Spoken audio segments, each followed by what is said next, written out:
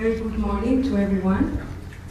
I'm very honored and pleased on behalf of Kosovo Association of Motorization to moderate this conference. It's the sixth one in a row about road safety. Mirëmëngjes të gjithëve, nderuar ministër Dekaj, nderuar Zhanot, presidenti Federatës Evropiane për Viktimat e Trafikut Rrugor. Now I will give the floor to the Minister of Infrastructure. We are really thankful and grateful for your support.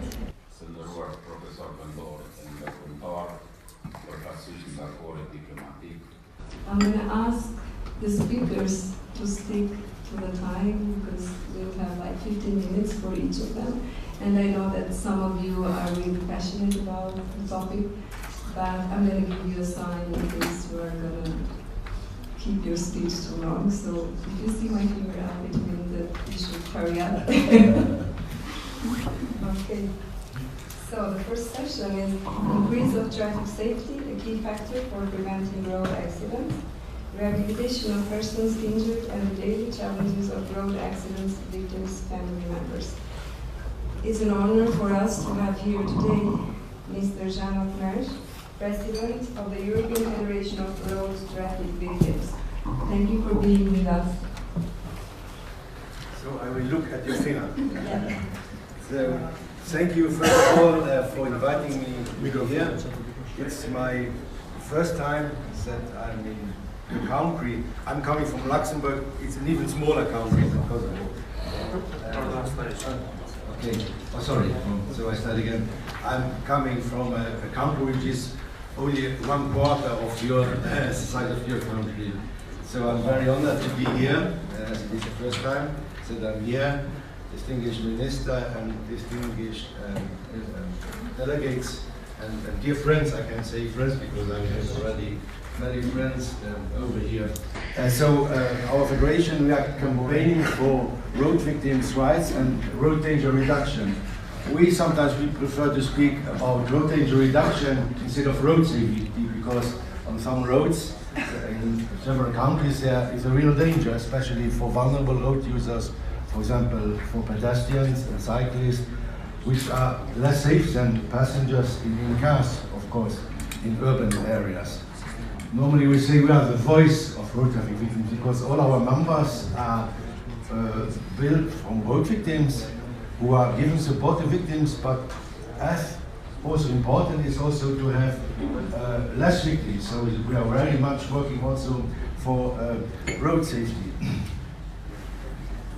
You all know the World Day of Remembrance, probably because it's also held in Kosovo here, and last year it was the 25th anniversary. Our federation started in '93 with the World Day of Remembrance, which is an important day for us. I think it's the most important day. I was the president of the Luxembourg Victim Association, and during the World Day, the ministers were there, even we have a Grand Duke, the Grand Duke was there. So it's very important to remember the victims, those who died and those who were seriously injured, but also to remember politicians that much has to be done for road safety. And I heard, Minister, that you have a road safety here and that you are doing a lot here in your country. And that's very important. I'm very close to the Luxembourg Minister of Transport. He also does his best to have a better road safety record.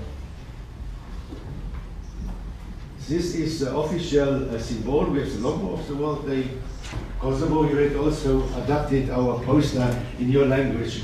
The slogan this year was related to this of one of the pillars of the UN Decade of Action for Road Safety, the second pillar about infrastructure. And as this conference is also about infrastructure, I think safe roads, safe streets are very important. So I was asked to speak a little bit about challenges. I know very well because I'm for 25 years now in this business, what victims need. And we have done 2 studies. The first study was done in '97, 20 years ago, supported by the European Commission, about the impact of road deaths and injuries. In this study, it wasn't easy. We had to do some translations because sometimes if you speak about emotional topics, it's difficult to translate from English to Greece, we had in German, and we wanted to use simple wording. We had 15 associations who are participating to this study. We call it the Blue Book because the cover was in blue. It's available on our internet site, so those who are interested, there are also translations. It was about support and information for road victims, about criminal proceedings, insurance and civil claims, care, also for the injured. Because sometimes if you speak about road victims, you think about those who died. But for us also those who are seriously injured are very important. And we are very happy now that after the Valletta European Minister Conference, now the European Commission has also targeted till 2030 to reduce injured by 50%, not only the fatalities. And so this booklet was also about psychological and physical impact and consequences on the life, social life, and work from victims. The conclusions were very different from the different countries. I don't want to go into detail.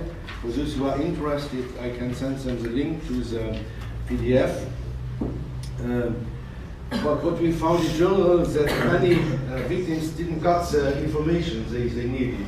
For example, in my country, in Luxembourg, it was one of the worst. They participated also because when there was a collision or a crash in road traffic, the victims didn't know where they can get support. We have an association in Luxembourg, so it's very important. And now the police has to give an information sheet to the victims where they can get this support. And that's an European directive for victims of crime or violence, who says that now the police or in hospitals you have to give information, because if there is some support in a country and the victim don't know where they can get the support is of no use. Of course, the conclusions were also that the support was not enough and also the rights were not respected. Victims need also some information what they can do, because if you lose someone in road traffic, it's from one day to another, it's a change in your life and you're not prepared to this. So it's very important that you can find advice where to get this information. And some of the proposals from this study was that every country should have a public center for support for road traffic victims. And one other important topic was also that premeditated crimes. Last week, or 2 weeks ago in Luxembourg, the Minister of Justice has now a new law. In France, they have mise en danger de la vie d'autrui. So if you put someone in danger without killing or injuring someone, that's already an offense. If you're driving, for example, 120 through a village where the speed limit is 50, so you can get a fine afterwards. And then 20 years later, we had a second study together with the Belgian Road Safety Institute, and there the findings were more or less the same. This was a study about the injured, because we really wanted to point out that also the injured don't have to be forgotten. And the study is called My Life After the Crash. There were 20 countries who participated, and the aim of the study was to highlight the consequences and to get an insight in the victims. There was also a scientific support committee who reviewed this, and we had also translations, even in Slovenia, Croatian. I don't know if you read this language, there's a translation of the questionnaire. And the objectives of this study were also to continue and to invest in post-crash response. The post-crash response is the fifth pillar of the decade of action for road safety.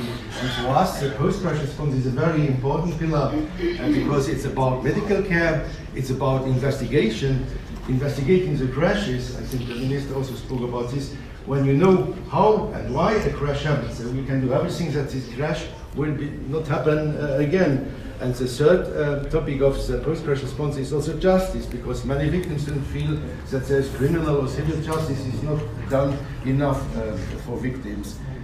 And we had Danish associations who participated, and the conclusion was that in Denmark, victims are very well treated, the situation is very well, so we should all look at Denmark to get a better situation for victims in other countries.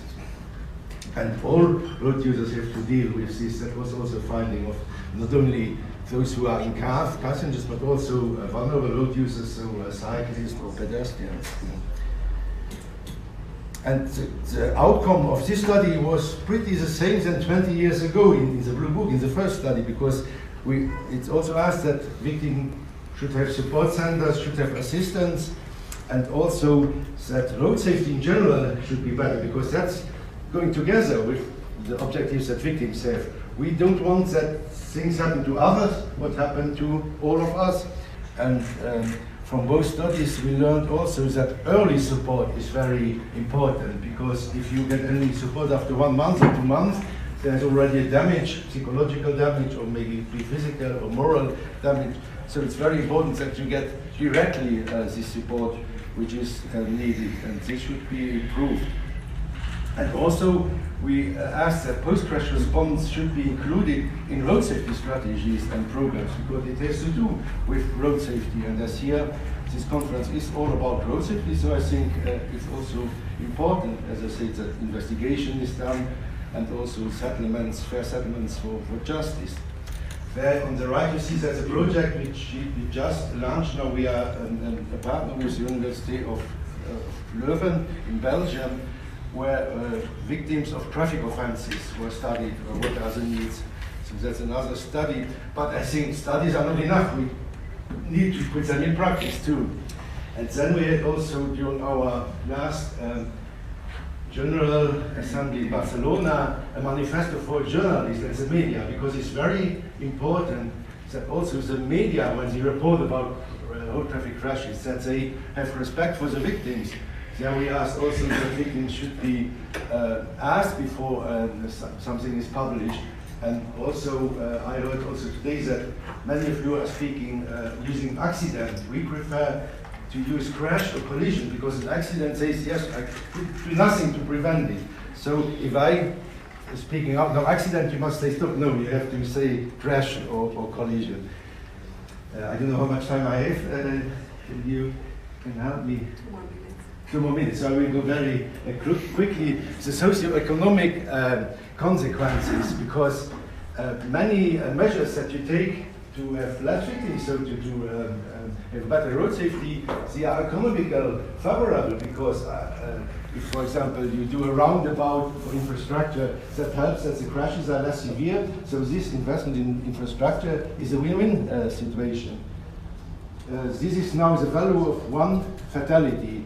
ETSC normally they say 1 life loss is about 2.3 million, and in the European member countries it's very different from one country to another, depending also on the method, how we are doing this.